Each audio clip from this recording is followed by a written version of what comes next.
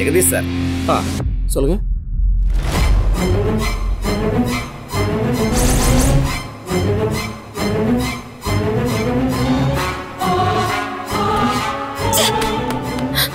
இவ்ளோ தேடியோ ஒரு டீடைல் கூட கிடைக்கலையே.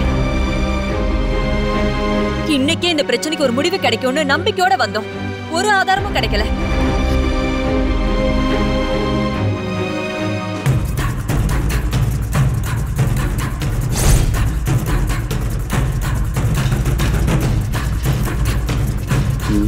இந்த நேரம் பார்த்து போன் போய் தொலைய மாட்டேங்குதே. திரும்ப போடுவோம். அந்த கடவுள் எப்பவுமே நம்மள கைவிட மாட்டார் அத்தை. ஆமா ஆமா, கைவிடவே இல்ல.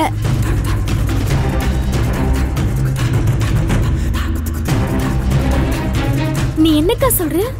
இங்க பாத்தியா, அந்த ஆளோட லேப்டாப். இத ஓபன் பண்ணதா இவ்வளவு நேரமா ட்ரை பண்ணிட்டு இருந்தேன். இப்ப ஓபன் ஆயிடுச்சு. இப்ப இவர் யாருன்னு தெரிஞ்சிருச்சு. இங்க பாத்தீங்களா?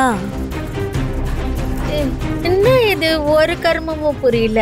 மா, இதெல்லாம் பேங்க் டிரான்சாக்ஷன்ஸ். இது அத்தனையுமே இந்த ஆளு சரோஜினி பேரை வச்சு ஏமாத்தி வாங்கின காசு. யார் யார்கிட்ட எவ்வளவு வாங்கியிருக்கான்னு தனியா ஒரு ஃபோல்டரே போட்டு வச்சிருக்கான்.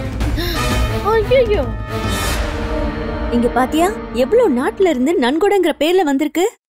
இது அத்தனையுமே இவன் சொந்த அக்கவுண்ட்ல மாத்திருக்கான்.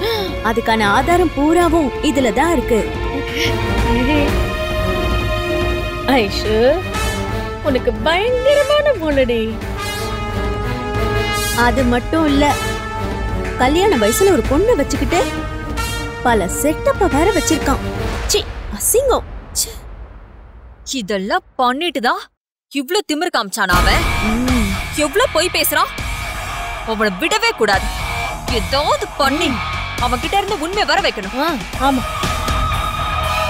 இவ்ளோ ஆதாரம் இருக்கும்போது அவன் எப்படி அத்தை வாய திறக்காம இருப்பான்? இது மொத்தத்தையும் காமிச்சு அவனை சுலுக்கு எடுத்தாலே அவன் எல்லாத்தையும் சொல்லிடுவான். அத்தை, நீங்க ஒன்னும் கவலைப்படாதீங்க.